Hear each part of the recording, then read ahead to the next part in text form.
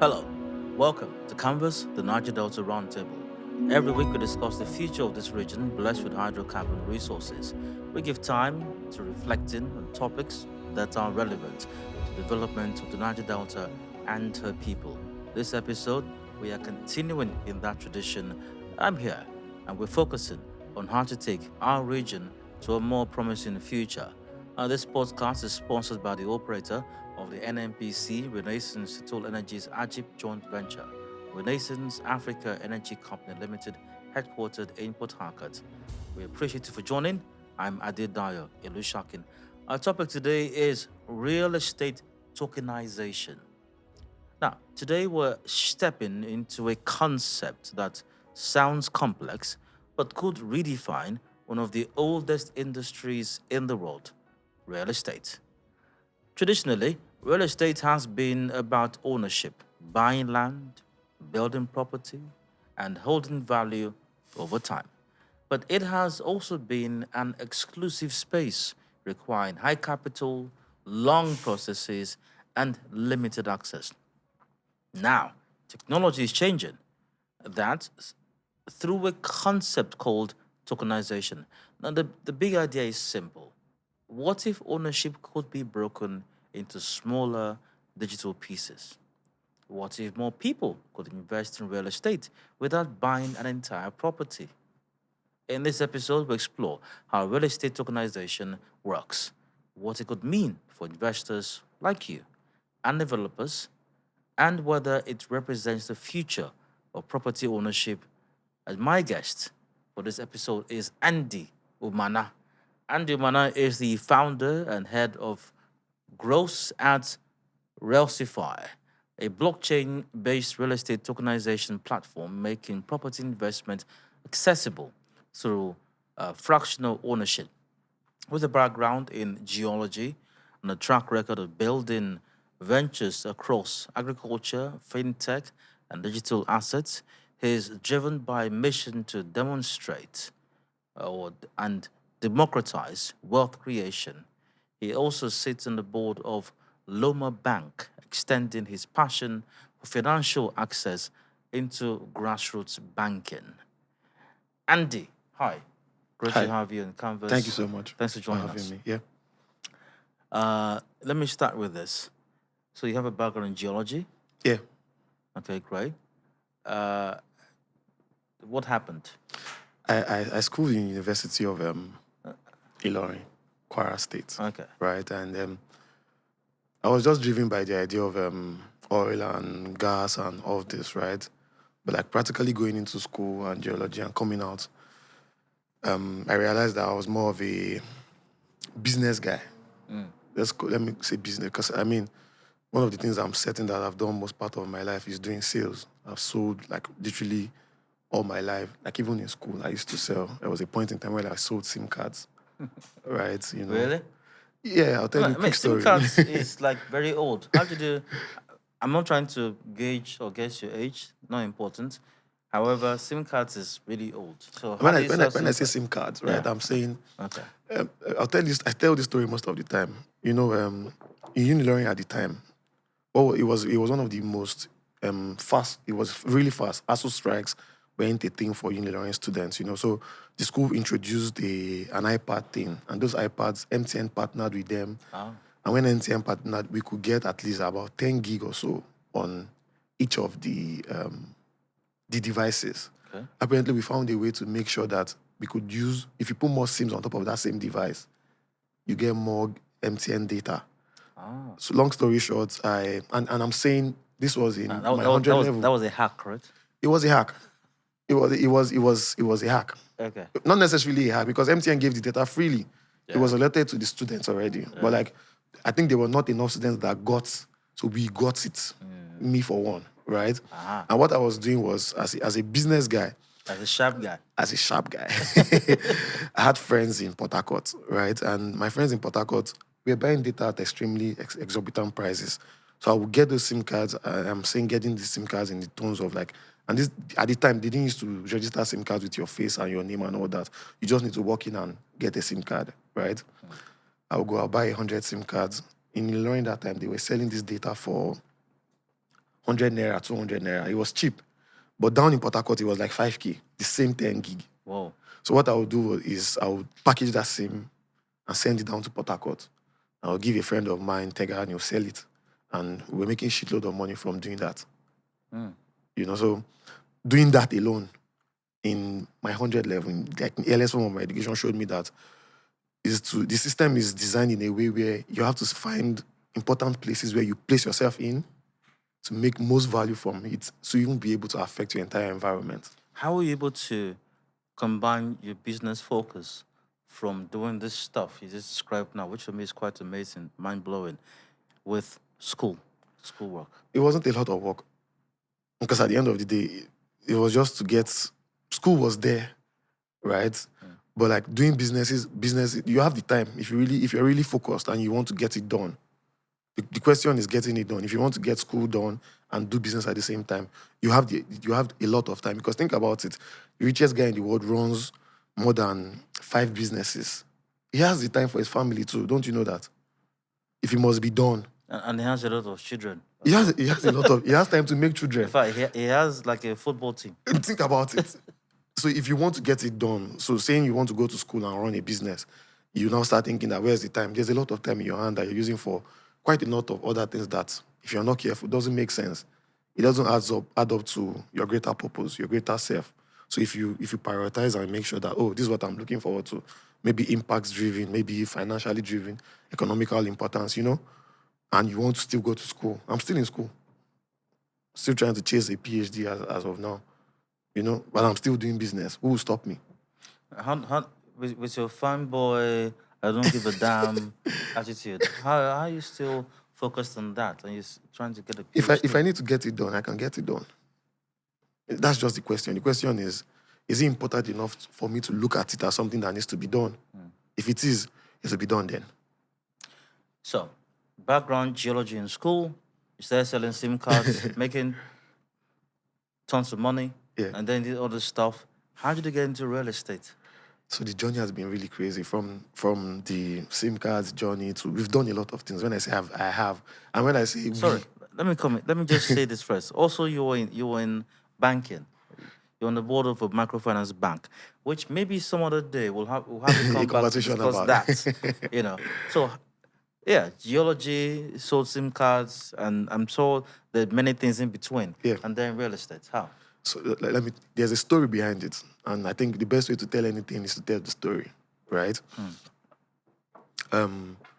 School started like, oh, you have to fend for yourself 1 or 2 ways, like, because everybody is not doing so well, you know? And then I got into Agric because I was in Ilorin, right? Like when I say Agric, it was a very simple supply chain business. It was Niger State. I saw Abokis that they used to go and bring trucks of watermelons from Niger State down to Ilorin, and it was 3x of the price. Like, and I'm saying Niger State is the share border, okay, right? Yeah. The border between Niger State and Ilorin. Yeah. The price for watermelon on the truck, just for the fact that you get that truck into Ilorin, is 3 times the price. I did that too while I was in Ilorin, and on doing that, I found the exchange and no exchange thing, and I got into cryptocurrency. I'm telling you, like, the entire, like, high-level overview of the journey down into real estate. I'm now in banking, right? After going into the agric, whatever, I have a business that's called Yagro. And Yagro is the agric-centric business that we do, supply chain. How many businesses do you have? Currently, I run about 4, actively. All right. Actively? Yes. Besides the others? You know? Go ahead. So after we had moved in from them, doing the agric, I went into the cryptocurrency started becoming a thing around 2016 or so, 15 in Nigeria. And it was on Naira Land, right? And when I say Naira Land, I'm saying Naira Land had, like, it was the best forum at the time. It was quite big, yeah? Naira Land, if you know what Naira Land was when Naira Land was at its peak, I did mini importation from Naira Land. I knew everything I know about crypto from Naira Land. I knew everything I know about finance from Naira Land, everything I know about travel, everything I know about geopolitics. At the time, it was a forum where you meet like minds. You meet people, go for visa interviews and come back and tell you their experience on the forum. And that's why I think podcasts like this are really important because people come and say their experience. Now, people have shorter attention span, right? But like listening to a podcast, you get to like get my experience and you can add it onto your journey. Yeah. Long story short, we got into crypto from the knowledge of Naira land, and we did crypto for a while, and crypto boomed. And I mean, crypto boomed at the time when we had like the bull run. I knew young boys, young lads that didn't really understand finance, and they were in tons of billions because Bitcoin boomed from this and that, right? Yeah. And from that, we decided that. And good, long story short, during the pandemic, I decided I was going to, before the pandemic, I decided I was moving to Lagos. I grew up in Lagos, but I came down to Port Harcourt at some point, right? I decided I was moving back to Lagos, and a friend of mine that is a realtor introduced me into a property. Like, oh, there's this property that she knows someone that's trying to sell the property, real estate, right? I've bought properties in Port Harcourt at the time, but there were properties that Of course you had. there were properties that they sold visions and hopes to us that the Greater Port Harcourt is coming. Let's go to the Omagua, 5 minutes away from Airport. the airport. It's always 5 minutes away from the airport. You Every know, property was 5 minutes away from the airport. Yeah, yeah. Do you get what I mean? Like Yeah. we bought those properties, right? But at some point, I needed to liquidate some of them, and it wasn't viable. Like it wasn't something that. If you buy those properties that are 5 minutes away from the airport, when you know that you've done something good or bad, it's the day you need to sell it. Okay. Long story short, so I got to Lagos. But now I think they're more viable. I don't know. It might, Okay, all right. right? Because I have a thesis. No, I'm talking about what you bought at that time. I don't know. Okay. I don't know. To be fair, I don't know. Okay. Right? And I was saying something about moving to Lagos. So somebody showed me the property. The property was in a prime location. It was Aja. That this property was. I didn't have the money at the time because at the end of the day, crypto is a market that naturally that gives and take. Right? It goes up and it comes down because that's what finance is about. There are always cycles to all these things. It goes up and it comes down. Right? So after we've gotten the whole money that we got at the time, this person met me and like, okay, this property is around like 50 million or 60. And I didn't have that type of liquidity with me. But I had a WhatsApp group. And the WhatsApp group that I had was crypto-centric. All we're doing there was buying Bitcoin, investing in meme coins, investing in this, investing in that. And these things that we were doing was making us money. So in essential, I was making them money because I founded the group. I taught most of them what they know in crypto. Yeah. So I was like, there's this offer that I have.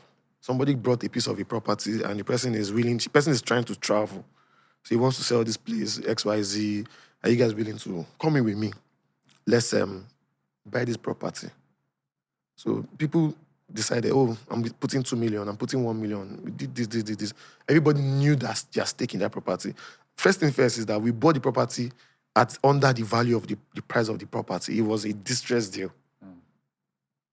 It wasn't an oversold idea. It wasn't a vision. It wasn't a hope.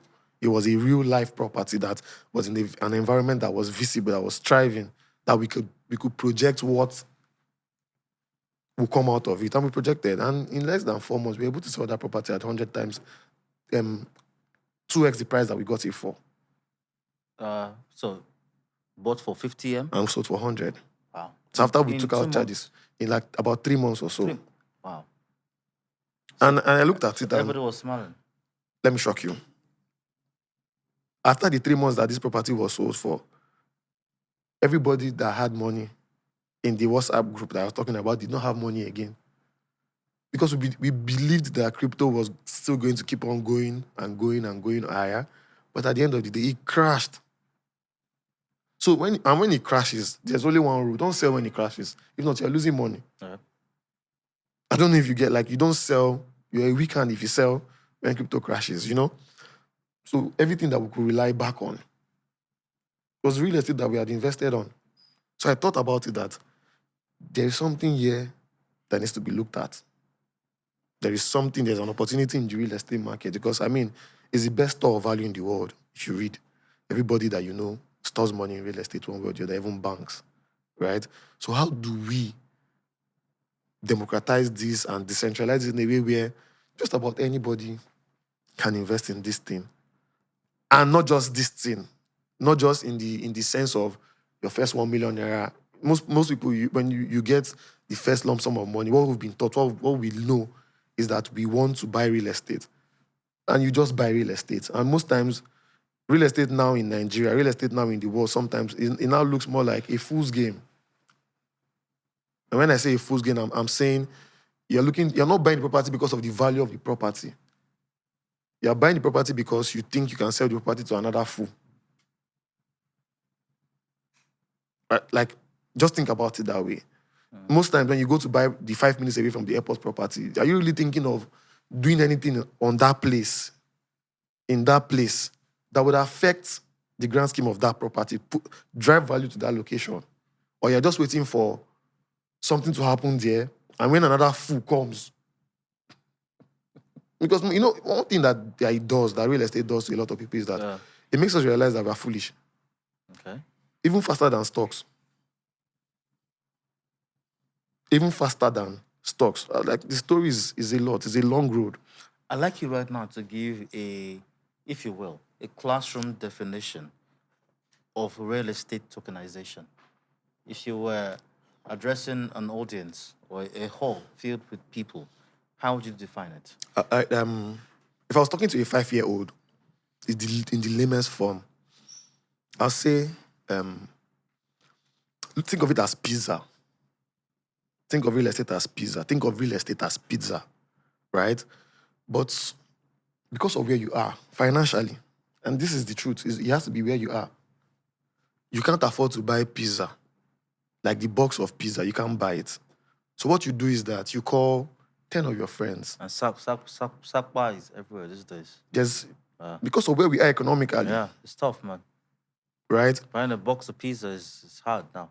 Then you call 10 of your friends and you're like... That chairman size is... it's crazy, So you call 10 of your friends and you're like, oh, the box of pizza is 10,000. Who has one? Can all of us put 1,000 naira down to get the box of pizza? And we know that everybody gets a slice of the pizza. A slice of something rather than a slice of nothing. Nothing. And at the end of the day, this pizza now that you eat, we all feel the satisfaction of eating pizza. But we did not spend 10,000. We spent 1,000 naira each, but we could share. So tomorrow you can say, I had pizza. I chopped pizza with my guys yesterday. Now. But now one slice of pizza you chop. You don't have to love that one now. But you've eaten pizza. Exactly, yeah. It's like pineapple. Like if you go, everywhere you go to in Lagos, everywhere you go to in Port Harcourt, these women that sells pineapple, they cut them sometimes and put them in nylon. You're eating the slice of the pineapple. You're still getting the nutrient you need from pineapple, from eating that slice. Yeah. But maybe most likely the reason why you're buying that pineapple is because you cannot afford to buy. Possibly, yeah. Do you get my point? So real estate tokenization is that thing that fractionalizes viable. And this is where people miss it. You don't just put everything on the blockchain and tell people to buy. That's real estate. You don't just put just any real estate. You put high-value real estate assets and you ask people to buy it. And I'll give you an example. I'll tell you this. Using someone like Dangote. As an example, Dangote has the biggest refinery. Is somebody that I look up to. I love the way he thinks. I love the way he does things, right? And right now, everybody's talking about Dangote stocks, right? But I'll tell you, if real estate tokenization is a thing, Dangote, when he was buying the land, he talks about it every now and then. Recently, they've been making the man go on podcasts. They've been making him go everywhere because he's trying to sell to the greatest fool. Does that make sense? Well, I'm trusting you. Because at the end of the day, an IPO is the exit for a proper business. But real estate tokenization as a way, blockchain as an industry, crypto, it does it from the reverse.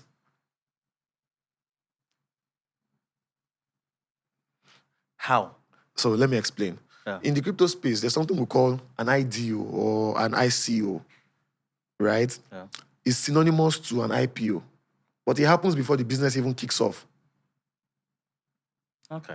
But in an IPO, the business must have kicked off, had revenue, grown to a stage. We can track, right, the history.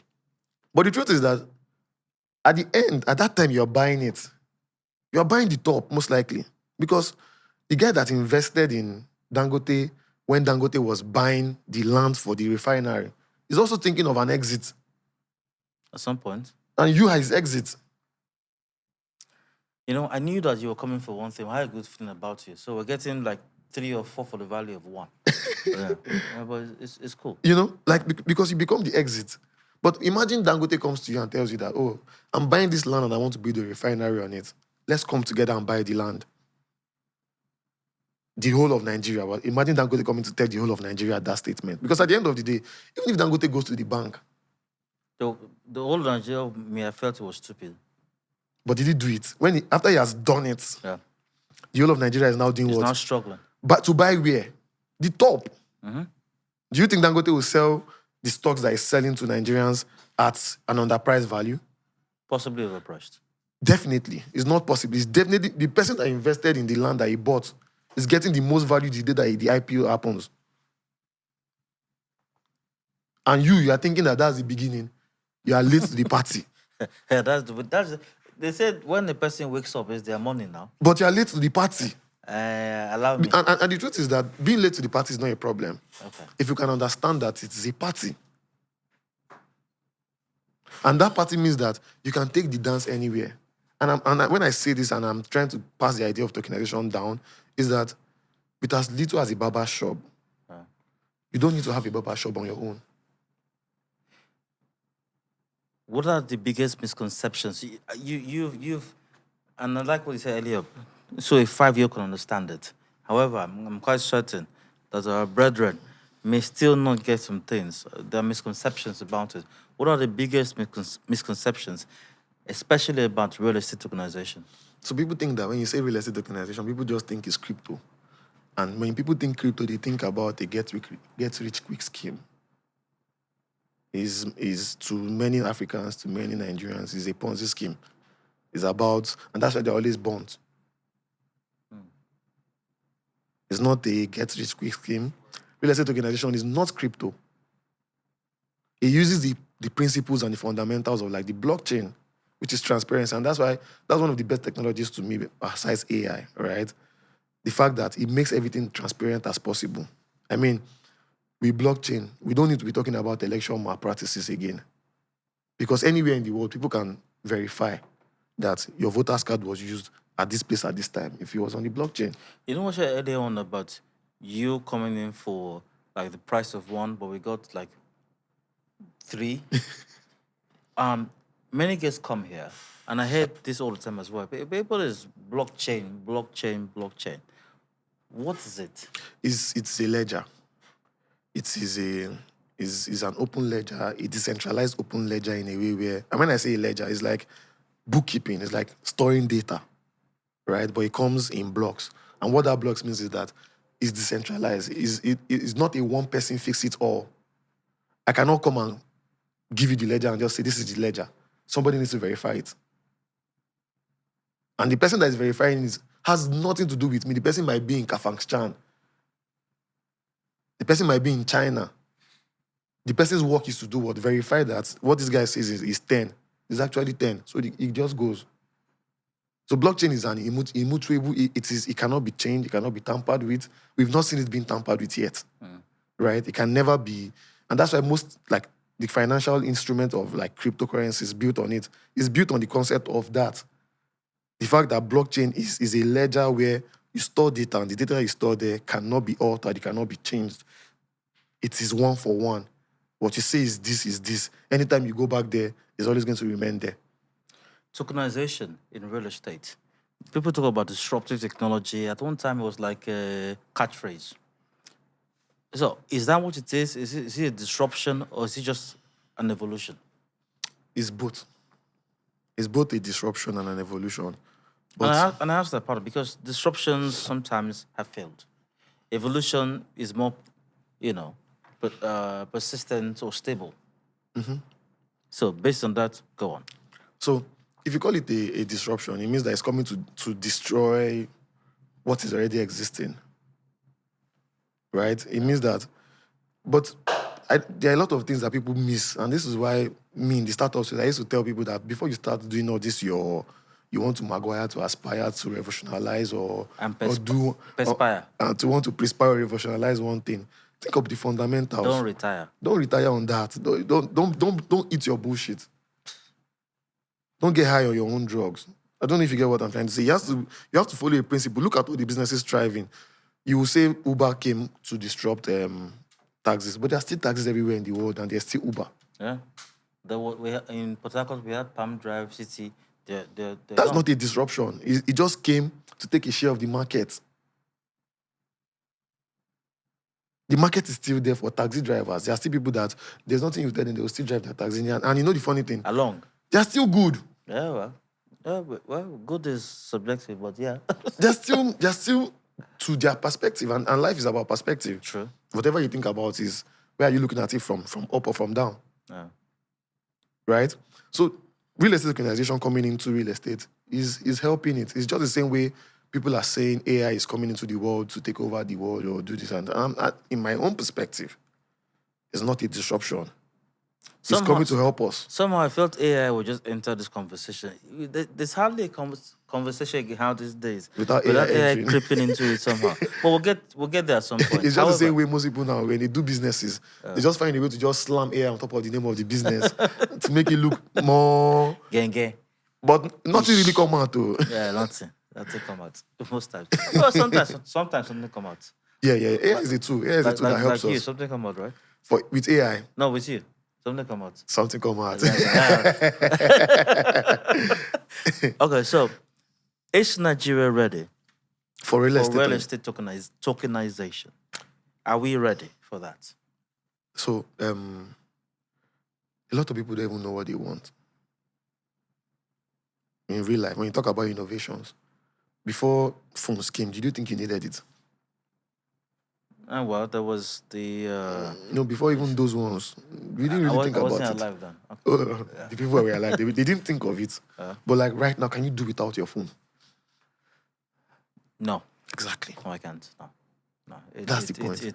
You don't have to be ready for it to come. It's my workspace. You don't have to be ready for it to come. It will. There's no way. Because think about it. And this is what is happening. When you think about anything, think about it from a world view and from your local community. Understand what I'm saying?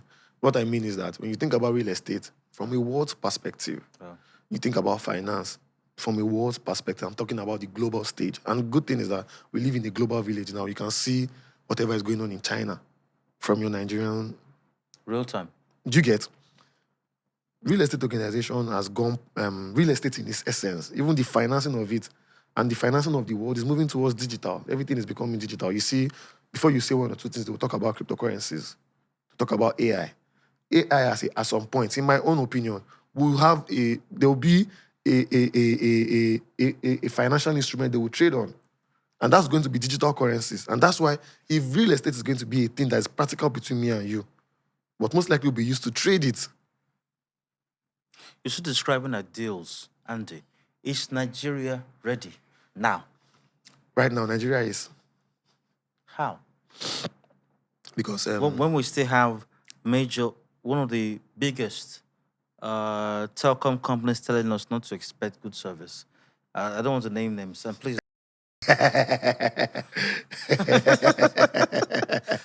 wait. Scratch that from what you said. Include what I'm saying now, but bleep that part.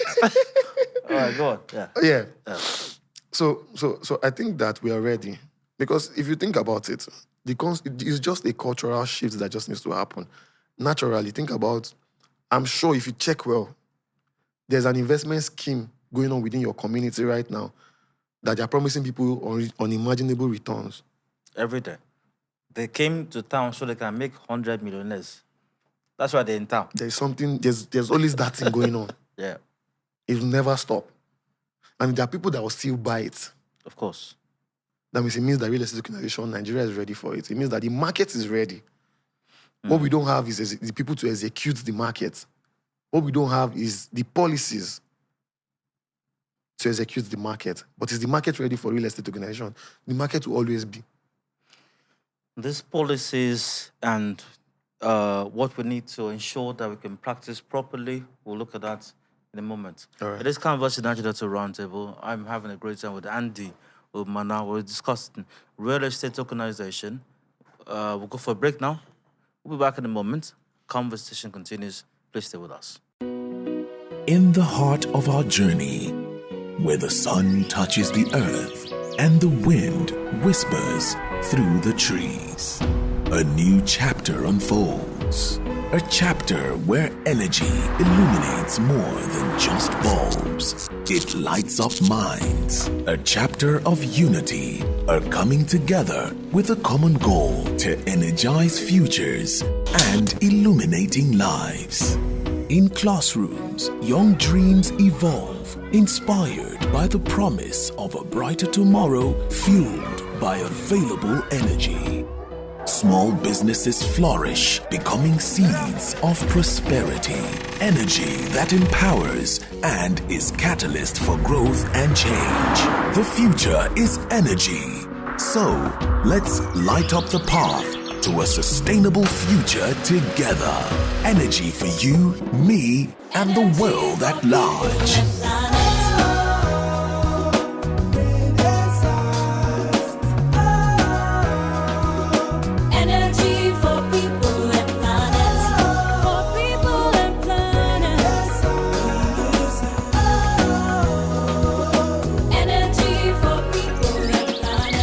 Energy for people and planet. We are Renaissance. Welcome back. It's Canvas, the Niger-Delta Roundtable, brought to you by Renaissance. I'm Dio. Andy Umana, sharp guy, is still here with me. Andy, hi. What's up? Yeah, I'm still here. Yeah. It's great to have you, man. I'm having a great time. Beautiful conversation. Yeah, real estate tokenization. It's interesting. You said we're ready, right? Mm-hmm. The market is ready. What needs to be ready is policies and the disruptors, the operators. Oh, you guys aren't disrupting enough already. We are not executing at the scale we need to execute at. I promise you. What is that scale? And what are the policies? Okay, let's start with the scale that you guys want to disrupt first. Before the next, hint me as to the policies that are required. So the conversation is really long as to why are we not operating at the level we ought to be operating on. When you think about real estate in Nigeria, the underlying asset of what we want to tokenize, think about it as there's something before you try to tokenize it, there's something that is beneath it, which is the real estate in itself. So it's a house. It's a piece of a land. The policies even behind the land is not great yet. It's not the policies behind the land. What's wrong with that? There are a lot of... I'll tell you an example. Something happened recently that I found shocking. Do you know CFO title is like the highest title that you can get for ownership of a property in Nigeria? But the government somehow, some way, for a prime property, I'm talking about Ikoyi, I'm not talking about Omagwa or Abi along the airport road. What's wrong with Omagwa? Nothing is wrong with Omagwa, but like there's everywhere has like it's 5 minutes to the airport. It's 5. Everywhere has like the highbrow areas, you know? Yeah. In Ikoyi, somebody was issued, 2 people were issued CFO on the same property. By the government. They are both authentic CFOs. The government issued it. If that is still happening. Wait. If the government sees this and they question us, can you verify Yes, this? of course. Fantastic, go on. It's on the news. Okay, good. Many times the government will issue 2 CFOs on one property. If the underlying asset, the underlying thing we're trying to digitize is still faulty, how then do you even make people trust the digital form of it?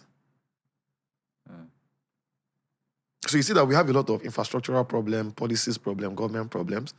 Well, now the government is, the government, we have a proactive government right now, like, SEC.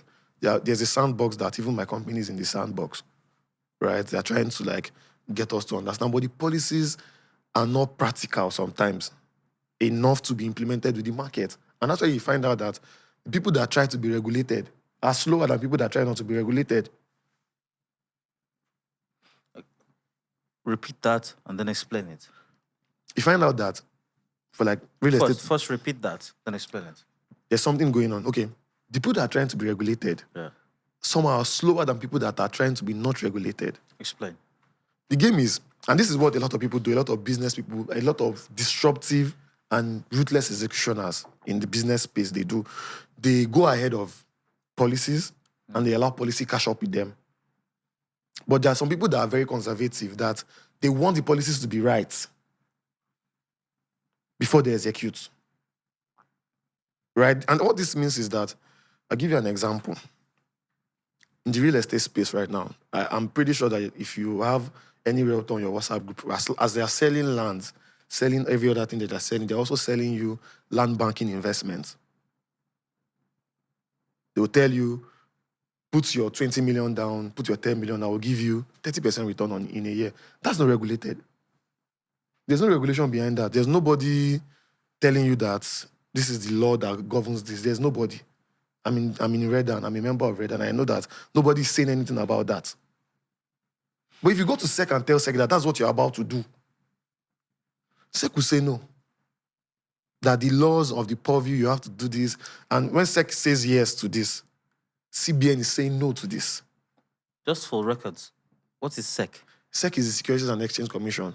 So, man, what are the opportunities for persons who want to get into the space? You described how, the shortcomings, the problems, the challenges, I think, or you may even, still go down that lane if you want to. But what are the opportunities then? Why should a person think along that line? Of investing... Tokenization, real estate. Yeah. Of tokenizing, for a lot of reasons. Especially if you're not a politician in Nigeria, in Port Harcourt, who has gained a lot of money, and you can build a hotel in GRA, and there are like a dozen of them or more springing up these days. Why? Because there's this thing I started saying recently, like for you to become relevant anywhere, especially in our current world, you have to be economically relevant first, right? And more often than not, you find out that we are already late to the party because of our financial background. You're not a Nepo baby. You are from a background that doesn't necessarily give you an advantage. But the advantage that we should have, which is the opportunity that I'm heading towards, is that we can come together. There's a technology that can bring us together, that can bind us. And if we say we want to get the biggest hotel in Port Harcourt, we can get it. Bigger than which one? There are a lot of hotels in Port Harcourt that are big. No, at this point, feel free to mention any name of brand. J Signatures, the presidential hotels, all the hotels.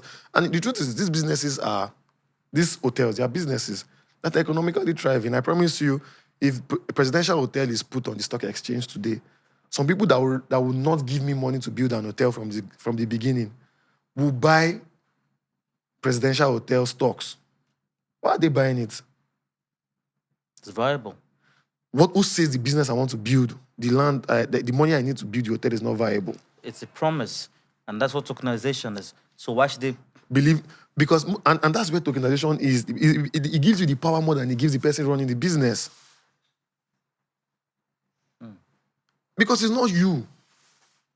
You can decide how you govern that fund. The stocks that you buy for the hotel, you can't decide what they do with it. But you see, the money you give the guy that, and this is practical, is working already in Nigeria real time. And what I'm just saying is that most of the things that we do, we're already doing most of these things outside of the purview of regulation. But regulation needs to come in place so that we know how to do them properly. What regulation is required? To get this thing sorted. Yeah, regulation. SEC needs to come into the play and tell us that, if you have to get this level of this to be able to say you want to do land banking, or if you're doing an off-plan sales, this has to be what you're doing. If you're getting the money from people to do off-plan. And we know that because of this unregulated, a lot of people have had their hands beaten. You buy property off-plan. Like, when I say off-plan, I'm saying somebody gives you the promise that I'm going to build an hotel. Give me the money early enough. If you go to airports, any airport you go to in Nigeria, you see a real estate company that has a prototype that they put on top of it, and they tell you that property is coming in 2028 or 2020 something. Put your money into it, right? Yeah. Most times, more often than not, they don't deliver on some of them, right? There's one along the airport road. This one, don't mention. That's still looking. You know? Yeah. But people put the money there Yeah. without regulation. But if there's regulation, we will know that we have the government's eye on this guy. So if you give this guy 10,000 that build this property, when it's complete, you hand it over to me, he will. That's where regulation needs to come into play and work hand in hand. We first off the developers. Secondly, even innovators like people that are building prop tech solutions. Like the fractional ownership thing, the tokenization and all that we talk about. And even down to like simple things like, I was telling someone the other day that if tokenization must work, the digitalization of our land use must be effective. And what that means, and what it will drive into Nigeria will be incredible.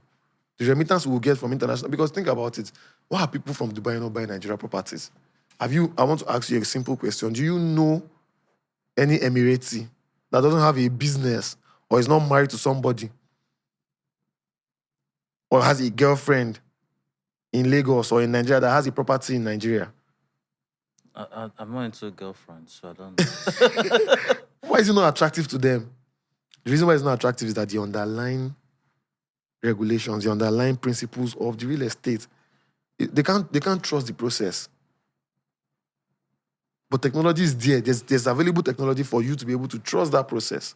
So, Andy, besides making a few persons rich, like yourself, can this solve a more lingering issue? We have a huge, humongous, and I know most parts of the world would say they share similar experiences. However, ours is over the roof. Housing deficit. You know what's going. Can that address that? Once again, besides making you and a couple other super rich. Okay, so yes, of course it can. How? But not alone. Not standing alone. And I'll describe it. There's an initiative currently that the government has, MREF.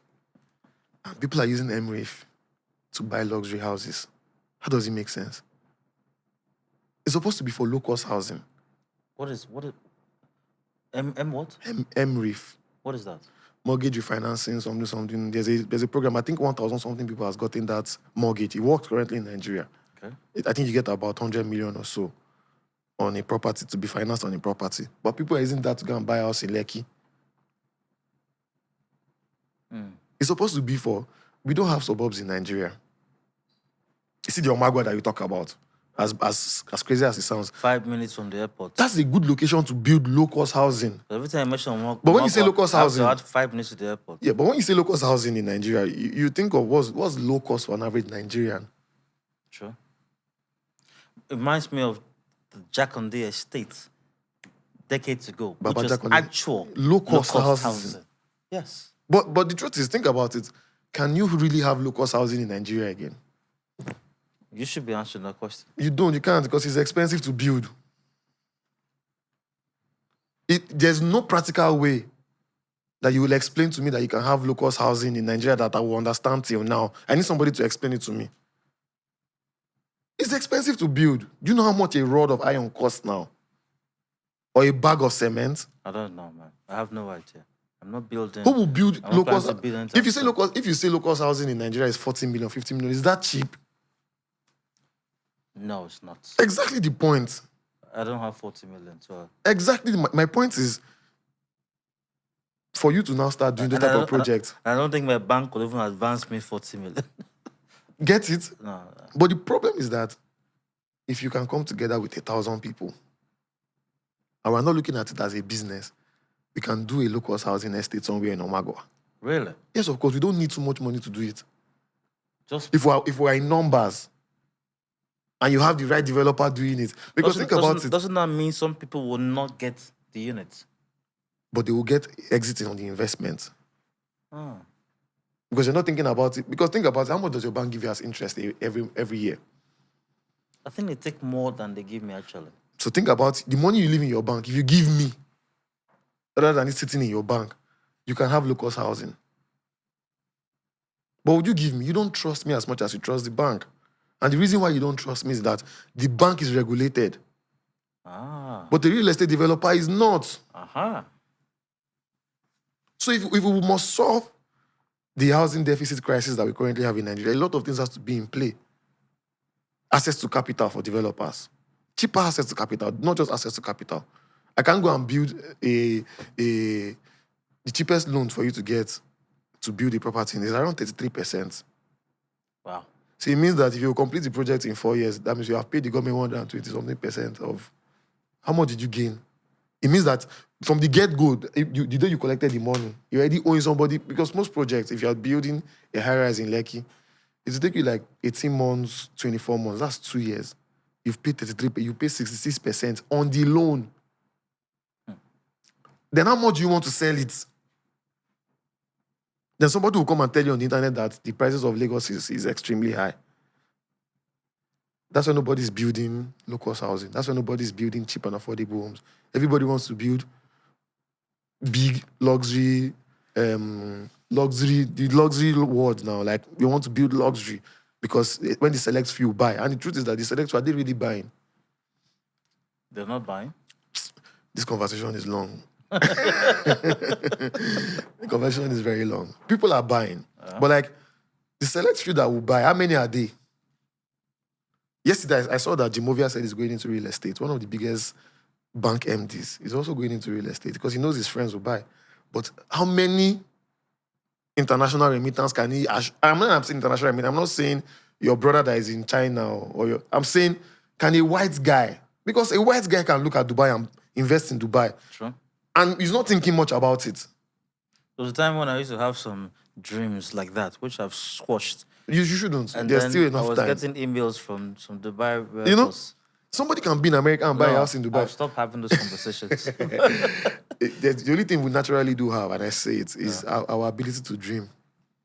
It's the only thing that is your own. Every other thing can be taken away from you, but your ability to be able to look at something and dream that, oh, I believe that one day I can build a skyscraper in Nigeria. Why not? Okay, so I will reactivate your dream. Reactivate those emails again. Because it can happen. Wow. It can happen, to be fair. So yeah, the opportunity is there. What does property ownership look like? Because I think we have a traditional system in Nigeria.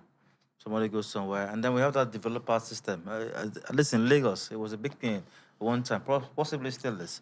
Somebody goes somewhere, sees property, sees land, buys it, and then rents. And then, it's happy. Once again, it goes to Owambe, it's happy. Chief Commander, CEO, owner of I see. plots. So what does it look like for With you tokenization. with your strategy, with your system, and others like you?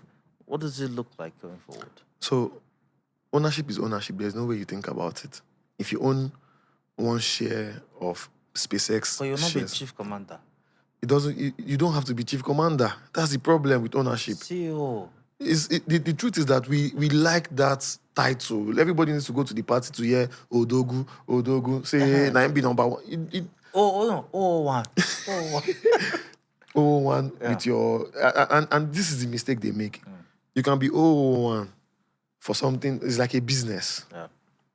Think of real estate. Think of most of these things. Think of even the government. Think of the country as a business. Would you rather own 100% of a business that generates 0 naira,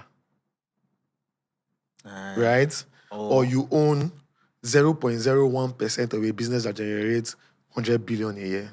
But I'm 001. You're not 001. No, Odogu. You cannot be Odogu if you don't know these concepts. Nobody will hype me now.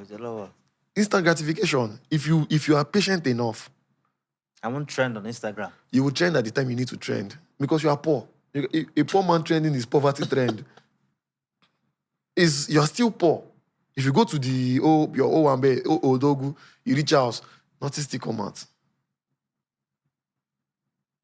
But if you wait, if you invest rightly, I have 0.1% of Dangote, I have 0.1% of Seplat, UBA is there. Don't worry. When they start mentioning your name in parties, people will know that he has the substance. It's not hearsay. There's a substance. And that's what a culture that most of us have that needs to change. The fact that we want to be gratified, and it's a culture that we need to stop. As Africans, we need to stop the idea of instant gratification. We are so used to the fact that, oh, you just want to be popular for that thing that you're doing right now, but you don't have the capacity to even do the thing. Is tokenization the future, or is it part of just one bigger scheme that we're not seeing yet? It's part of a bigger scheme. What is that? I had a feeling you would say that. So what is that, really? I think that the scheme that I think it is part of is, I as Andy Umana, I think one day I can wake up and say I want to build a refinery, and I will build it. Oh, you're not joking, right? I'm not joking. I You know think that stone cold face you when Wills was trying to take a picture, let's say you're looking cold. You had that look again right now. Oh, you had that look before now. think about it. I said I like Dangote so much. He said something about forming the African Renaissance. This name that you have, Dangote has a group. And you know what he's doing? He's not looking for everybody. He's looking for the juggernauts of industries, right? He wants to bring them together because think about it. Dangote now has proven and he has shown the world that if it's a refinery, I can build it and run it. The biggest. Me, I've shown the world that I can build and run short-let apartments. I've shown the world that I can buy site and service asset and sell it out. I've shown the world that I can build houses and sell them. I have record. You can see it. They are verifiable. The same with Dangote. The next thing he wants to do, Dangote is not going to get the capital he needs the way he got the capital to build the refinery. He's going to get it in a different way this time. He wants to build a new refinery in East Africa. Now everybody's clamoring and gingering and wanting. The fools. No, let me explain it to you now. Oh, wait, they're not fools? They are not fools on that venture. So, wait, hold on. Who are the fools then? Am I the fool? The fool that is buying Dangote, I'm not saying you're a fool if you buy Dangote refinery shares. Of course, great IPO that's coming up for Nigerians. It's a good way for us to distribute wealth. But I'm saying that the 50 that is forming now, that are going to be the ones that are going to go first, go buy the land, in any part of East Africa they are going to, they will buy the machineries and everything they need. Those are the people that are the early investors. Those are the people that you call investors. Sabinos. Those are the real Sabinwa. They are the ones that are really investing. Because investment is about, when you think about investment, you know, a lot of us miss it. It's about getting things in the crudest of form and seeing the potential in that thing. It's not the ready-made one. When it's ready-made, don't worry, you're a fool already. You're buying the top.